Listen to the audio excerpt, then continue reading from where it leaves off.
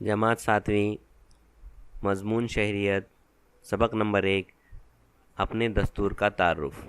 آئیے کچھ اعادہ کر لیں بچوں۔ گزشتہ جماعت کی شہریت کی کتابوں میں ہم نے قوانین کی ضرورت کے بارے میں بہت سی باتیں سمجھ لی ہیں۔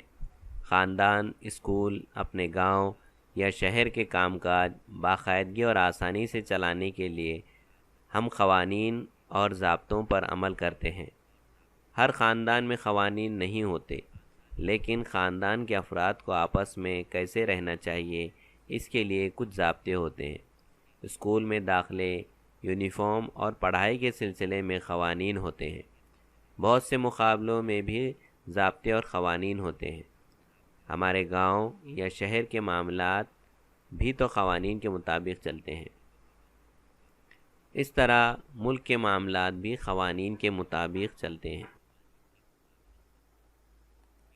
دستور مفہوم: ملک کے معاملات سے متعلق قوانین اور ترمیمات یکجا شکل میں جس کتاب میں درج ہوتے ہیں اسے دستور یا آئین کہتے ہیں۔ ملک کے کام کاج سے متعلق قوانین کی تحریری دستاویز یعنی دستور، عوام کے ذریعے منتخب کردہ نمائندوں پر مشتمل حکومت یا سرکاری تشکیل پاتی ہے۔ حکومت پر لازم ہوتا ہے کہ وہ دستور میں درج قوانین کے مطابق ہی ملک کے کام کاج چلائے۔ دستور میں درج قوانین یا ترمیمات بنیادی اہمیت رکھتے ہیں۔ حکومت دستور میں درج قوانین سے ٹکرانے والے دیگر قوانین نہیں بنا سکتی۔ اگر ایسا کیا تو مجلس قانون ساز اسے منسوخ کر سکتی ہے۔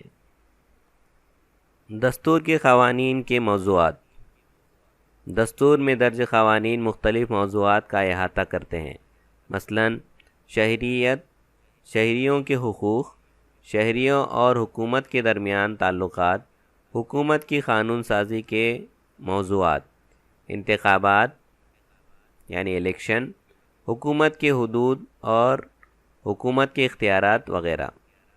دستور ہند کے مطابق حکومت کا کام کاج چلانے کے اصول بہت سے ممالک نے اپنائے ہیں۔ اس کے باوجود مختلف ملکوں کے دستور کی نوعیت الگ الگ ہوتی ہے۔ ہر ملک کی اپنی تاریخ، ثقافت، سماجی ڈھانچہ اور روایات الگ ہوتی ہے۔ اسی لحاظ سے ان ملکوں کی ضرورت اور مقاصد متعین ہوتے ہیں۔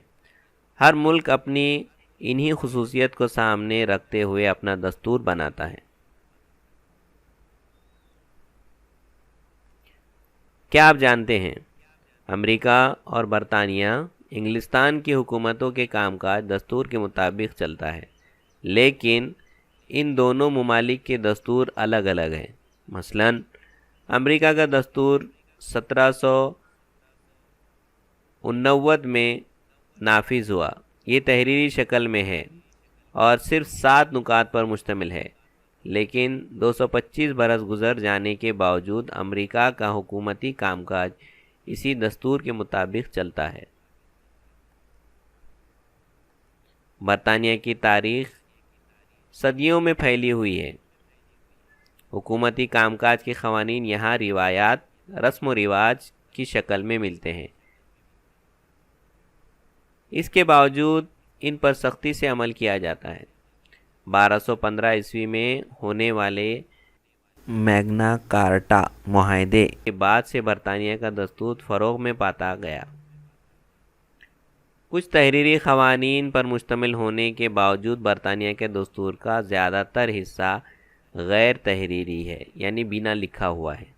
دستور کی ضرورت: دستور میں درج قوانین، شقوں یا ضابطوں کے مطابق حکومتی کام کاج چلانے کے کئی فائدے ہیں۔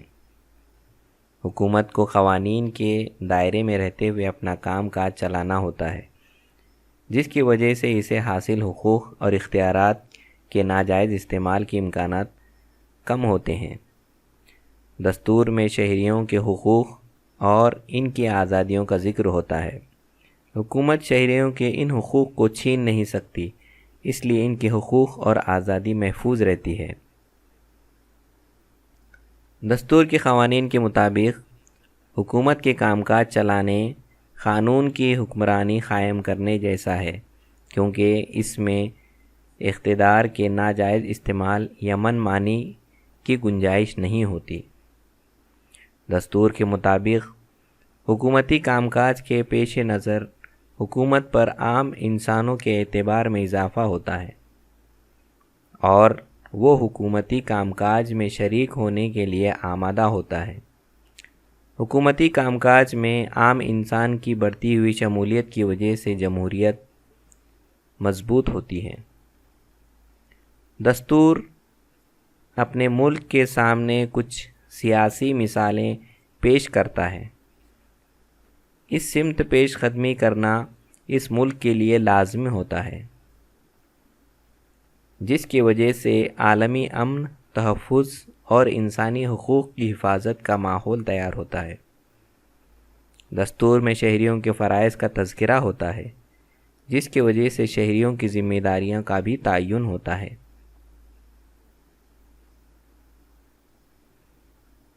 بچوں، اس کے دوسرے حصے میں ہم حکومتی امور یعنی کیا، دستور کا پس منظر، دستور ساز مجلس اور ڈاکٹر بابا صاحب امبیڈکر کی خدمات جیسے نکات کے بارے میں پڑھیں گے۔